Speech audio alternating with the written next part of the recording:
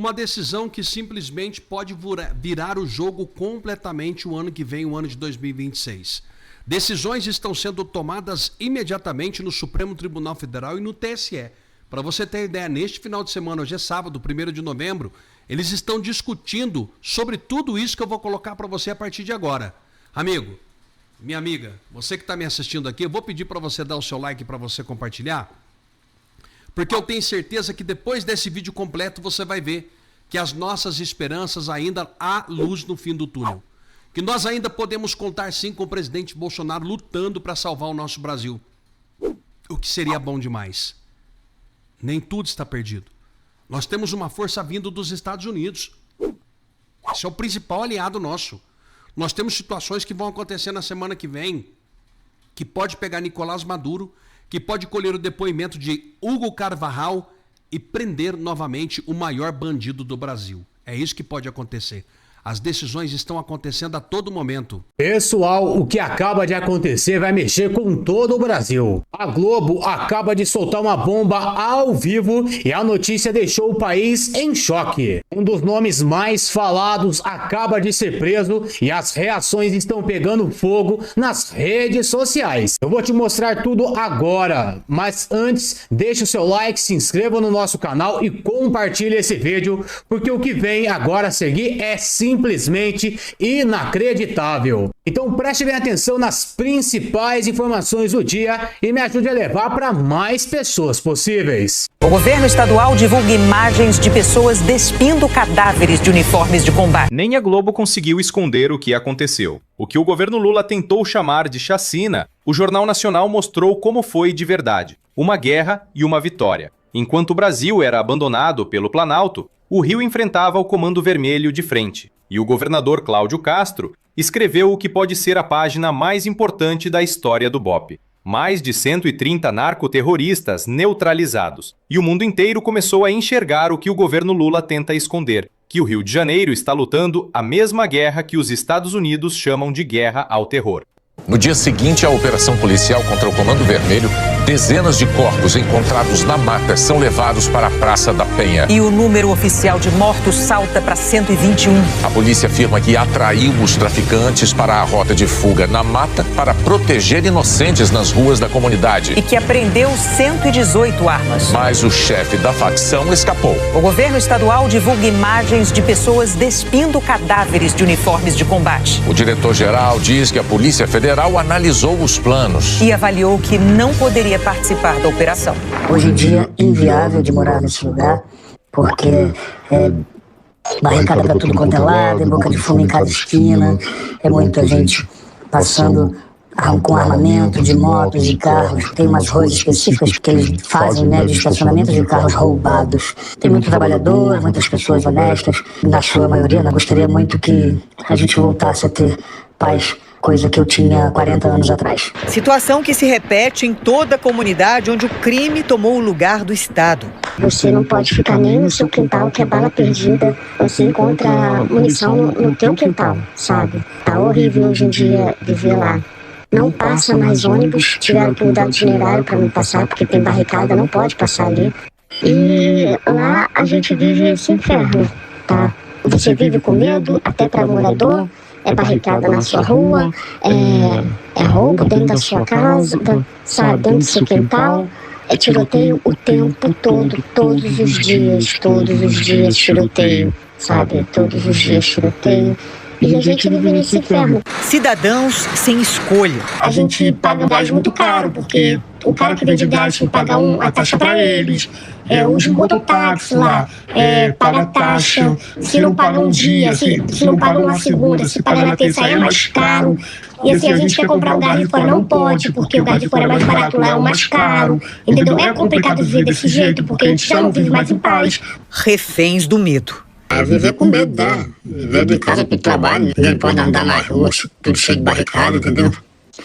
Tudo é horrível, sabia? Final de semana tem que ficar em casa, não pode sair. Aqui em São Gonçalo é tudo cheio de barricada. Quem tem os direitos desrespeitados todos os dias também tem sugestões do que é preciso fazer para mudar. O que precisa é ter uma ação dentro das comunidades, onde os jovens, as crianças, os adultos têm uma perspectiva de vida diferente de querer ser bandido. Precisa que o poder público entre nessas comunidades e faça eles ter uma perspectiva de ser um grande empresário, de ser um técnico de informática, de ser um músico, de ser um atleta, de ser alguém na vida de uma maneira honesta. A Globo tentou segurar até onde deu, mas a realidade venceu. Imagens mostraram moradores tirando uniformes camuflados de criminosos mortos. Exatamente como o governo do estado vinha denunciando. O tráfico está se militarizando.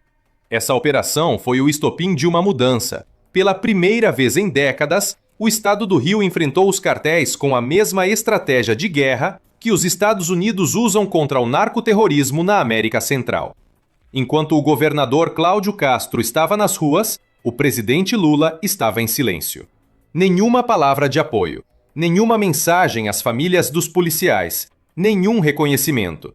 O mesmo governo que defende diálogo com o crime virou as costas para os agentes que deram a vida por um Brasil melhor. A verdade é que, sob Lula, a omissão virou política de Estado. Cláudio Castro já tinha feito algo inédito, pediu apoio aos Estados Unidos. O consulado americano no Rio e o Departamento de Estado receberam relatórios de inteligência sobre o avanço do Comando Vermelho. O mesmo comando que os americanos já classificam como organização narcoterrorista. Isso coloca o Rio numa posição única e coloca Alexandre de Moraes numa encruzilhada perigosa. Moraes se coloca como o defensor das favelas, mas o mundo está vendo outra coisa. Em abril, o Supremo autorizou a ação de forças de segurança do Estado, com regras para reduzir a letalidade e garantir direitos humanos nas comunidades. Entre as informações solicitadas hoje por Moraes estão: número de agentes envolvidos, número oficial de mortos, feridos e detidos. Se houve medidas para garantir a responsabilização em caso de eventuais abusos e violações de direitos, incluindo a atuação dos órgãos periciais e o uso de câmeras corporais e nas viaturas policiais. A preservação do local para perícia e conservação dos vestígios do crime. A observância rigorosa do princípio da proporcionalidade no uso da força, em especial nos horários de entrada e saída das escolas. A audiência do governador Cláudio Castro será na próxima segunda-feira. O governo federal começou o dia debatendo a operação no Rio. O ministro da Fazenda, Fernando Haddad, cobrou de Cláudio Castro a ação no combate ao contrabando e adulteração de combustíveis. O ministro da Justiça, Ricardo Lewandowski, chamou a operação de extremamente violenta e contou qual foi a reação do presidente Lula. O presidente ficou estarrecido com o número de ocorrências fatais que se registraram no Rio de Janeiro. Também, de certa maneira, se mostrou surpreso que uma operação desta envergadura fosse desencadeada sem o conhecimento do governo federal, sem nenhuma possibilidade do governo federal poder, de alguma forma, participar com os recursos que tem, sobretudo com informações, sobretudo com apoio logístico. Quando ele bloqueia operações, censura informações ou ataca quem denuncia o crime organizado, passa a imagem de um magistrado conivente com o narcotráfico. E para os Estados Unidos, conivência com o tráfico é o mesmo que terrorismo. Se isso avançar, o cerco das sanções pode apertar ainda mais, e o nome de Moraes pode se tornar símbolo de cumplicidade com o crime transnacional. O Rio de Janeiro mostrou ao Brasil e ao mundo que ainda existe coragem, mesmo quando Brasília se cala. Cláudio Castro fez o que Lula não teve coragem de fazer: enfrentar o terror de frente. E por mais que tentem distorcer, a verdade está gravada. Até a Globo precisou admitir. Essa não foi uma chacina, foi uma guerra. E pela primeira vez, o Brasil venceu. Agora, esse timing, Max, era previsto. A gente sabia que o STF uma hora ia entrar nesse imbróglio todo. E eu vou confessar algo a vocês. Acho ótimo que o STF faça isso. Porque quando o Trump resolver declarar guerra total e absoluta ao narcotráfico como um todo, não é só... Eu não quero mais o Trump brigando só com o cartel de Los Solos. Eu quero o Trump usando as Forças Armadas Americanas para poder ir atrás do Comando Vermelho, do PCC e de todos os seus comparsas. Eu não vejo a hora de dar uma notícia que um drone do Mossad visitou o STF. Porque é isso que as pessoas precisam entender. Não é que eu quero a morte dos ministros. Não é isso. É a figura de linguagem que eu estou usando, uma obviedade. Mas o que eu quero dizer? Chega de tratar os membros da Suprema Corte, com raríssimas exceções, como pessoas que não estão ligadas ao narcotráfico e ao terrorismo. Gente, qual foi a corte que protegeu Cesare Battisti? E Cesare Battisti é o quê? Ele é terrorista. Ele foi condenado por isso. Não é figura de linguagem. Qual foi a corte que defendeu Cesare Battisti? A Suprema Corte Brasileira. Tudo bem, alguém vai dizer assim, não, Alan, tecnicamente eles deram a decisão para o Poder Executivo. Pô, desculpa, mas teatro, a gente sabe como é que funciona. Não adianta você ver um ator agindo de um jeito, um outro ator agir de outro jeito, você falar que não tem um roteirista por trás dessa encenação. O que a Suprema Corte fez na época do Cesare Battisti foi encenação para o Lula poder segurar o Cesare Battisti. E quem que era o advogado do Cesare Battisti? Todo mundo sabe quem é. Quem foi? Barroso. Né? Um dos serviços que o Barroso prestou a ele foi a advocacia. Os outros foram sexuais. Mas aí a gente vai falar sobre... Velvet Malt, né? É, Velvet Malt. Vamos falar em inglês, hein? Mas, não, e o timing, cara. O timing, assim, o Alexandre de Moraes tinha gente em cima dos presídios de São Paulo falando, o PCC chama Alexandre de Moraes. E o timing que o Cláudio Castro, né, o nosso governador do Rio de Janeiro, né, ressuscitaram o processo dele, que nem você falou. Assim, foi só ele dar subsídios ao governo. Essa imagem do Alexandre de Moraes, ela foi manipulada, não?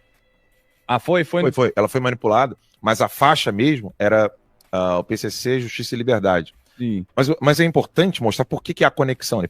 Porque o mais incrível não é se essa faixa do Alexandre, a pedido do Alexandre de Moraes do PCC, se ela é verdadeira ou falsa. A gente sabe que ela foi manipulada. Mas o cruel é ela ser verossímil. Exatamente. Porque aí que tá o problema. Porque se alguém faz uma faixa ou aleguei, ninguém vai acreditar. Você tá entendendo? Depende, gente.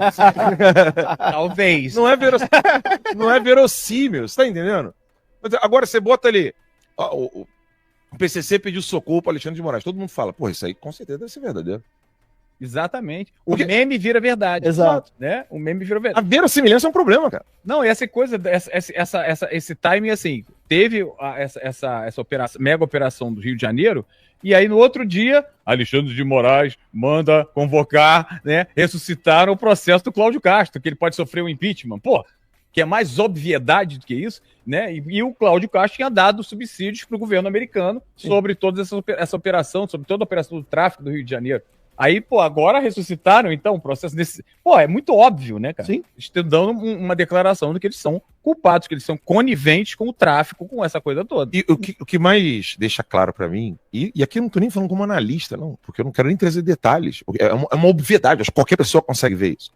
Se você tem uma criança lendo um livro de história, tá? Você tá ali, vamos fazer aqui agora um futuro hipotético. Alguém está lendo o livro de história. Sabe quando você está lendo lá sobre a queda da Bastilha, ou quando você está lendo alguma coisa que aconteceu os Estados Unidos, 1776, o general Washington tomou essa decisão, blá, blá, blá. Como é que serão escritas as próximas páginas do fato real e concreto que está acontecendo hoje no Brasil? Uma criança vai olhar isso no futuro e vai ver. O presidente dos Estados Unidos à época era Donald J. Trump, declarou guerra ao narcotráfico, enviou navios, submarinos, aviões, bombardeio, tudo para combater o narcotráfico ali no Caribe, porque ele não quer mais permitir o fácil envio de drogas por meio de barcos na costa próxima aos Estados Unidos. Lembrando que não é Estado americano, mas Porto Rico pertence aos Estados Unidos, bem dizer. Eles não têm Senado lá, eles não têm congressistas, mas é como se fosse um Estado americano. Não é um Estado americano, tecnicamente falando. Os Estados Unidos só tem 50 estados, mas Porto Rico funciona ali como uma extensão dos Estados Unidos. O poder público lá é o poder público americano. Não é só adoção de moeda, essas coisas. Então, você tem ali, naquela costa ali, você tem, naquele mar ali do Caribe, você tem o envio de drogas que era facilitado em gestões anteriores dos Estados Unidos. Estou falando do governo americano. Então você tinha gestões anteriores que facilitaram esse envio de drogas para os Estados Unidos. Aí você está lendo o livro de história que houve uma queda drástica de envio de drogas por meio dos barcos, feita no governo de Donald J. Trump, que colocou em empecilho contra isso Maduro, que é um ditador, Petros, que é um cheirador, né, um cocaineiro, um narcotraficante, que colocou a faixa de presidente na Colômbia, que, se Deus quiser, o povo colombiano vai conseguir dar a volta por cima em relação a isso, assim como o povo da Venezuela, assim esperamos também. E aí no Brasil, você tem o Lula, sabe o Lula, amigo do Hamas, do Hezbollah, da Al-Qaeda? É ele. Então o Lula ampliando seu leque de amizade com o Comando Vermelho e PCC para além dos diálogos cabulosos. E aí o Lula fazia isso sozinho? Não, o Lula tinha o subsídio e o apoio do braço judiciário do Estado brasileiro. Mas que isso? Você não precisa ser analista político para ver um troço desse. Qualquer pessoa consegue ver isso. Inclusive teve um rapaz que fez um vídeo, até coloquei no meu story, eu posso colocar o áudio dele aqui? Vamos lá. O vídeo de um rapaz negro, que ele falou, tá claro que vocês não estão preocupados com o povo. Esse vídeo aqui, ó. O vídeo está no perfil do Tomé Abdus, mas o vídeo original do menino ele até marcou aqui, que é o Paco de Black. Então eu vou colocar o vídeo dele aqui para o pessoal poder entender. Olha o que esse rapaz fala no vídeo. Ó. Acaba de negar ajuda ao Rio de Janeiro para combater o crime. O que tem lá no Complexo do Alemão que impede o Lula de ajudar num momento tão grave quanto esse? Quem se lembra dele aí quando ele colocou aquele bonezinho do Complexo? E quando um ministro dele entrou sem segurança na favela, ele como chefe de Estado não deveria estar liberando ajuda num momento tão crítico como esse? Um líder que não consegue se posicionar no momento mais crítico do Estado do Rio de Janeiro, correto, proteger os bandidos e deixar de ajudar as forças policiais? Ele brinca de ser estadista, um artista safado, ousa vir aqui para me contradizer? 2026 tem que ser o ano da virada do Brasil. Chega, acabou. Não dá mais. Vocês não sabem governar. Vocês não sabem atender o povo. Essa farsa petista acabou. A gente tá vendo na pele, tá sentindo na pele. Porque quando a gente mais precisa, vocês estão fora. Quando a gente mais precisa, vocês não estão aqui pra ajudar a população. Porra, vocês acham que o povo é idiota, porra? Vocês acham que o povo vive de Globo? Vocês acham que o povo não tem internet? Vocês acham que o povo não se informa de verdade com quem tem que ser informado? Tá todo mundo vendo isso, pô. Vocês instauraram um caos no Brasil, pô. Na área econômica, na saúde, na educação. Vocês acabaram com tudo. Vocês acham que o povo fica tão antenado em Globo? O couro tá comendo, a bala tá comendo, porra. Cadê o presidente? Eu nunca vi uma gestão proteger mais o bandido do que o trabalhador. Parece que o trabalhador não tem valor. O povo brasileiro tá sempre jogado pra escanteio, tá sempre em segundo plano. 2026 tá vindo aí. E o povo vai acabar com isso. O povo vai acabar com essa vagabundagem de todos vocês. Curte, comenta, compartilha. Faça esse vídeo pra quanto mais pessoas vocês puderem. Pra cima dele. Ou seja, aquela... Opa. É minha esposa, sou eu e o Biel. Mas é uma obviedade. Todo mundo consegue ver isso. Você não precisa ser analista, você não precisa fazer ciência política, você não precisa ser especialista em segurança pública, você não precisa de nada. A frase, quando o povo mais precisa, vocês não fazem nada. E eu digo mais, é além disso. Não é que eles não fazem nada, eles estão fazendo. Eu até discordo da frase, o PT não sabe governar. O PT sabe governar muito bem. É uma gestão impecável. O problema é para quem eles estão governando. Para quem é a gestão deles. Pergunta pro Fernandinho Beiramar se o Lula não sabe governar. Pergunta pro Marcinho VP se o Lula não sabe fazer administração. Pergunta pro... Qual é o nome do pai? Marcola. Né? Pergunta pro Marcola se o Lula não sabe fazer uma gestão como presidente. Claro que ele sabe. O que o Lula não faz gestão e o governo dele não sabe, não quer fazer é pro povo. Só que é isso que o rapaz falou. Vocês acham que o povo não tem mais internet? Agora vocês sabem por que eles querem censurar humorista. Olha lá, você tá errado, porque o problema do tráfico são os viciados. Viciado, você tá botando a culpa em mim, eu não cheiro nada. Eles querem cheirar, eu tenho que dar traficante pra eles. É brincadeira, né, cara? Lógica maluca, esse é o motivo né, pelo qual eles querem censurar humoristas, jornalistas, atores, escritores, enfim. Esse é o motivo da censura, esse é o motivo da perseguição política, esse é o motivo da perseguição religiosa, enfim. Agora as pessoas entendem o quão urgente é ter uma imprensa livre e uma mídia livre pra gente poder falar sempre a verdade. Max É isso que pode interromper à vontade, né? Não, exatamente, mas você falou, eu sou sátiro, né? O meu estilo era o Gil Chaves, que falava de governo, né? A sátira é de Aristófanes, que é 300 anos antes de Cristo. Quando Aristófanes fazia sátira teatral, ele fez uma falando do Senado, ele foi perseguido, ele foi expulso de Atenas. Você vê, isso remonta a 300 anos antes de Cristo. Ou seja, nós, eu tô falando, eu não gosto de falar humorista, eu falo que sou sátiro, porque tanto humorista bosta aí, né, defendendo merda, que eu prefiro falar, não, gente, eu sou sátiro. Verdade. Mas o que é sátiro? Aí você tem que explicar, né? Mas assim, é uma vergonha, né? Porque essa é a nossa função. A função do humor não é ser a favor de X e Y, é a crítica. Não é a crítica adolescente, eu não gosto disso. Não, você tem uma crítica embasada, né? Você vê os pontos positivos do X e do Y, né? Porque as pessoas querem que eu sou conservador, Reinaldo, mas o meu humor eu tenho que criticar o Bolsonaro, o Lula, todo mundo. Eu vou começar a apresentar uma sequência de vídeos aqui, e aí Leandro e eu vamos comentando ao longo da jornada. Primeiro, vai dessa gafe, não combinaram, sabe aquela dupla desentrosada do ataque? Aquela dupla que pô, bola nas costas, aí o cara devolve uma bola quadrada. Diretor-geral da Polícia Federal e o ministro da Justiça não combinaram o texto, amigo. Olha só o que deu. Você já deve ter visto, mas a gente precisa comentar aqui da Univerde. Aperta o play, edição. Houve um contato anterior do pessoal da inteligência da Polícia Militar com a nossa unidade do Rio de Janeiro para ver se haveria alguma possibilidade de atuarmos em algum ponto nesse contexto. A partir da análise do planejamento operacional, a nossa equipe entendeu que não era uma operação razoável para que a gente participasse. Então houve uma comunicação. Me permita, por favor. Olha, a comunicação entre governantes, entre o governador de estado e o governo federal tem que se dar ao nível das autoridades de hierarquia mais elevada. Então, essa operação, uma operação deste nível, deste porte, não pode ser acordada num segundo ou terceiro escalão. A Polícia Federal foi informada e decidiu que não era o caso de participação. Não, ela foi comunicada de alguns detalhes dos planos que estavam sendo engendrados no Rio de Janeiro. Não houve nenhuma comunicação formal. No âmbito local. Uma troca...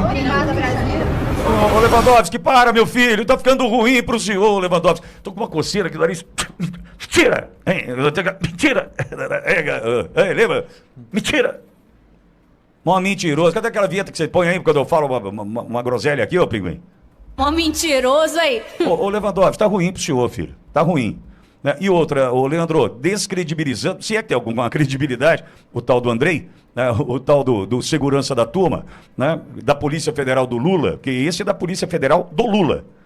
Mas acho que não combinaram, né, ô Leandro? Porque se a inteligência da Polícia Fluminense entrou em contato com a Polícia Federal e a Polícia Federal não achou razoável o plano da operação e negou ajuda, teve, então, um procurar da Polícia Fluminense e uma negativa da Polícia Federal. E dizer para mim que essa conversa tem que acontecer em outro escalão, é só o escalão, só a ralé, que é isso que o Lewandowski quer dizer, é só a ralé comunicar, é só o vassalo informar o suzerano. É só falar assim, ai, chefinho, o Rio de Janeiro quer fazer uma operação contra o crime.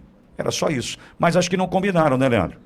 Esqueceram de combinar, inclusive ficou explícito aí para todos, né, todo o Brasil, porque inicialmente eles estavam negando, né, que havia essa comunicação, de que o governador estava ali faltando com a verdade sobre essa comunicação que havia sido feita, e óbvio isso foi comprovado, que houve essa comunicação, houve esse pedido de suporte, e o que é interessante que a gente vê na fala do Lewandowski, que eu acho que ele ficou bem irritadinho, né, porque não combinaram o jogo, não combinaram as falas, e acabou aí entregando que de fato houve a comunicação, e a comunicação feita da maneira correta.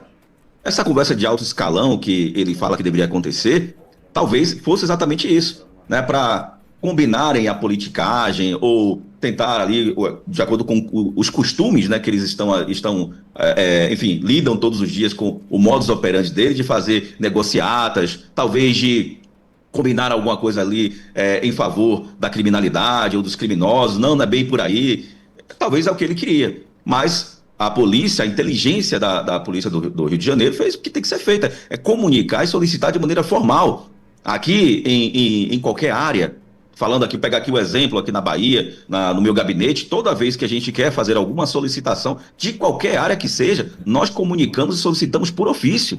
Não existe politicagem para ir falar com A e B de alto escalão, como se estivesse pedindo favor, ou para ali, nesse alto escalão, combinar alguma coisa fora do jogo ou fora das 4 linhas. Não, tem que ser de maneira oficial, né, comunicar, e até para ter isso documentado, para evitar narrativas como eles tentaram aí implementar. Não houve comunicação, está devidamente comprovado, e por isso, inclusive, o Lewandowski ficou nervosinho, empurrou lá, né, o Andrei, né, empurrou, jogou para o lado, para poder assumir a fala, porque, de fato, ali ficou, a narrativa deles, né, caiu por terra. Mas aqui, Pitoli, é importante salientar, isso já foi falado de maneira bastante recorrente ao longo do dia, por aqueles que entendem da necessidade dessa faxina que se iniciou, né, no Rio de Janeiro. Eu quero parabenizar aqui o governador Cláudio Castro pela coragem de defender a sociedade, de defender o seu estado, de defender a população de bem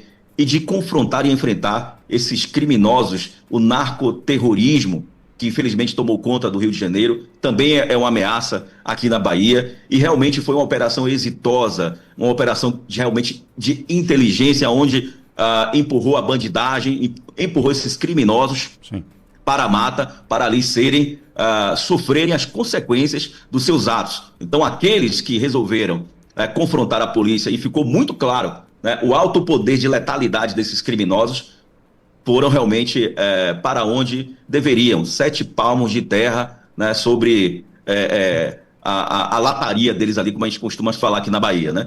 Então, que operações como essas, exitosas, aconteçam novamente no Rio de Janeiro, mas também aqui na Bahia, Pitoli. Tem uma sequência de vídeos aqui, Leandro. Tem mais uma mentira do Lewandowski.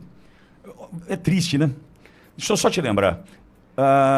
1 ano e 11 meses do governo Bolsonaro, né, no fim do governo Bolsonaro, quem comandou a pasta, nome Anderson Torres. Anderson Torres passa o bastão, eu posso imaginar com dor no coração, para Flávio Dino. E Dino passa o bastão para Lewandowski, que, não satisfeito, né, em tratar o diretor-geral da Polícia Federal, né, como baixo clero, 5º escalão, ralé, plebe, disparou mais uma. Aperta o play, edição. Nós acabamos de ter uma reunião com o senhor presidente da República, que acaba de vir do exterior da Malásia, ainda sem grandes informações sobre os acontecimentos do Rio de Janeiro.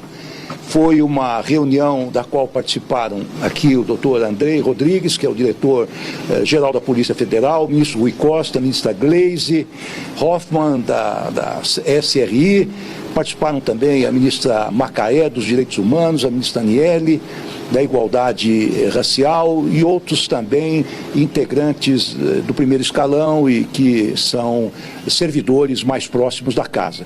O presidente inicialmente pediu que nós fizéssemos um apanhado geral do que aconteceu.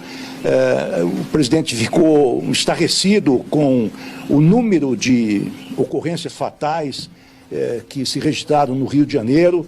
Também, de certa maneira, se mostrou surpreso que uma operação desta envergadura fosse desencadeada sem o conhecimento do governo federal, sem nenhuma possibilidade do governo federal poder, de alguma forma, participar com os recursos que tem, sobretudo com informações, sobretudo com apoio logístico. E, diante deste quadro, da magnitude do problema que ocorre no Rio de Janeiro, o presidente determinou que nós imediatamente nos dirigíssemos ao Rio de Janeiro, eu e o diretor-geral da Polícia Federal, para nos encontrarmos com o governador do estado do Rio de Janeiro, o que ocorrerá ainda hoje à tarde, para avaliarmos a situação conjuntamente e verificarmos como é que podemos apoiar não apenas o Rio de Janeiro, mas o povo do Rio de Janeiro. Olha, mentiu de novo. Mentiu de novo, que ele disse ao presidente Lula que o governo federal não havia sido informado. Salvo engano, a Polícia Federal, né, está na estrutura do Estado, compõe a estrutura do Estado. Se o diretor-geral da Polícia Federal foi informado e a Polícia Federal negou por não achar a operação razoável, sendo a Polícia Federal um órgão da estrutura do Estado, o Estado sabia. Então Lewandowski mentiu de novo. Mentiu de novo.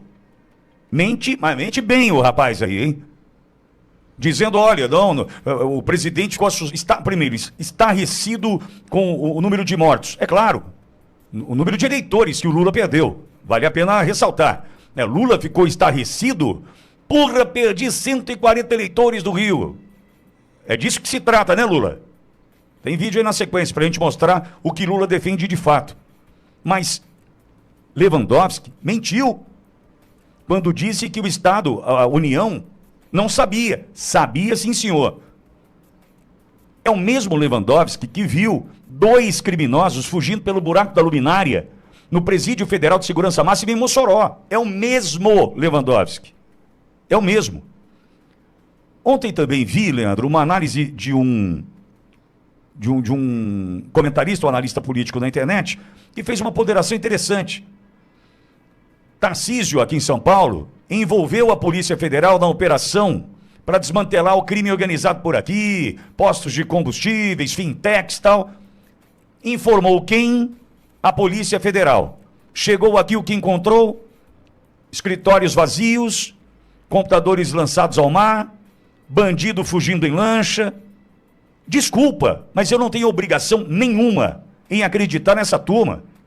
A partir do momento em que Lewandowski escala a turma que participou da reunião e coloca Rui Costa, dispensa comentários, o Leandro pode falar melhor dele, pode falar 2 dias o Rui Costa, que sem parar, você vai ver o tamanho do absurdo que é ou que foi esse cidadão que hoje ocupa um posto importante dentro do governo Lula, o Rui Costa. Gleisi Hoffmann, falou da Macaé, direitos humanos, tem capivara, a mulher tem capivara. Falou de Aniele, ou seja, olha o time do Lula, escalado pelo Lewandowski participando dessa reunião. Você vai acreditar em quem? Me diz aí. Eu falei Gleisi Hoffmann. Você acredita na Gleisi Hoffmann?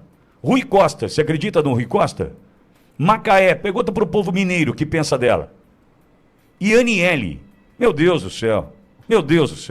Então veja, esse cidadão, ministro da Justiça e Segurança Pública do Brasil, mentiu quando disse que o Estado não sabia, a União não sabia dessa operação do Rio. Olha, combina direito com o Andrei, seu diretor-geral da Polícia Federal, porque ele disse que o Estado sabia. E agora? Ou o seu diretor-geral da Polícia Federal está mentindo, ou o senhor. O resultado é bom, independentemente de quem mentiu. Mas mentira tem aí, Leandro. Exatamente, mentira tem aí. E, além de, mais uma vez, cair em contradição, expondo a sua narrativa, obviamente, mentirosa, tentando enganar a opinião pública, é interessante a gente, como você já ressaltou aí, Pito, as figuras, a Gleisi, o Rui Costa, Aniele, por aí vai, essa turma, que historicamente sempre agiram para defender a criminalidade, para favorecer a criminalidade. Falando aí do Rui Costa, nós não podemos esquecer aquele episódio, um dos inúmeros episódios, em que ele falou aqui de maneira clara, aberta, explícita e de maneira detalhada que as facções criminosas, o tráfico, emprega os jovens. Ou seja, aqui na Bahia, infelizmente, sob o governo Rui Costa, o PT, ao longo desses 20 anos, o tráfico de drogas foi muito protegido, favorecido e tratado como se fosse empresa para gerar emprego para os jovens. Então, é esse mesmo Rui Costa que está aí no governo Lula. Lula esse que, há dias atrás, afirmou que os traficantes são vítimas dos viciados.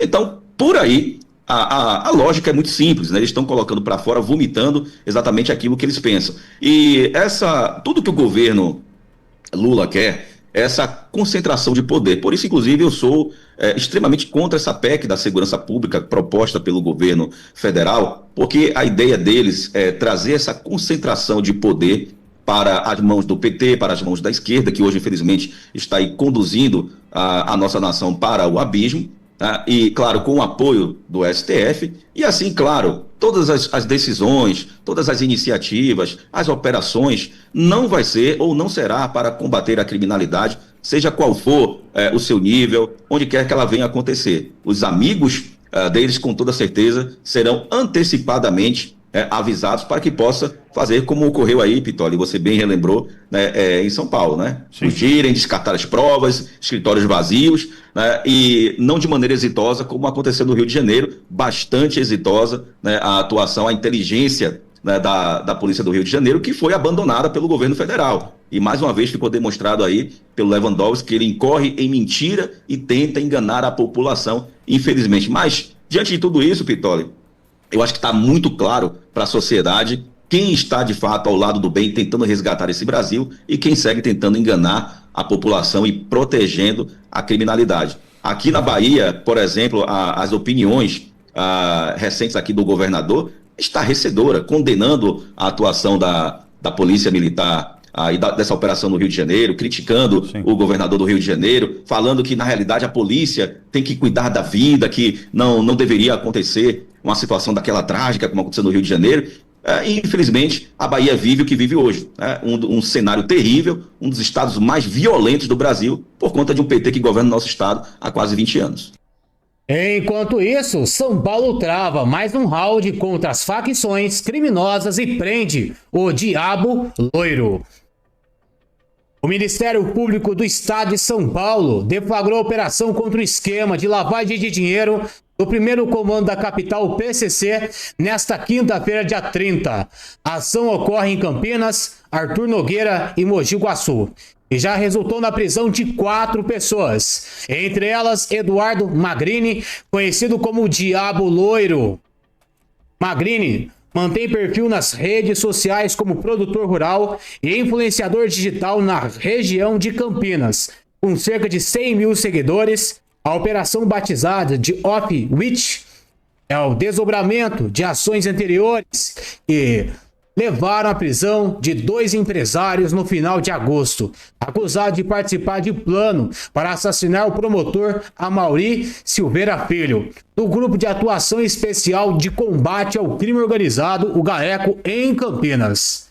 Agentes cumpriram mandados judiciais em um condomínio de alto padrão em Campinas. A investigação avançou após análise de documentos apreendidos anteriormente, permitindo aos promotores identificar uma rede criminosa envolvida em transações financeiras e imobiliárias suspeitas. O MPSP apurou o objetivo das operações era ocultar recursos provenientes do tráfico de drogas. A investigação mostrou que surgiram conflitos entre membros do grupo após as operações Linha Vermelha e Pronta Resposta. Durante esse período de instabilidade, os investigados intensificaram transações imobiliárias e financeiras para dispersar o patrimônio ilícito e esconder os verdadeiros benefícios e a origem criminosa dos bens. A Justiça determinou o cumprimento de 9 mandados de prisão preventiva e 11 busca e apreensão. Também ordenou medidas cautelares como sequestro e bloqueio de 12 imóveis de alto padrão e o congelamento de valores em instituições bancárias ligadas aos investigados.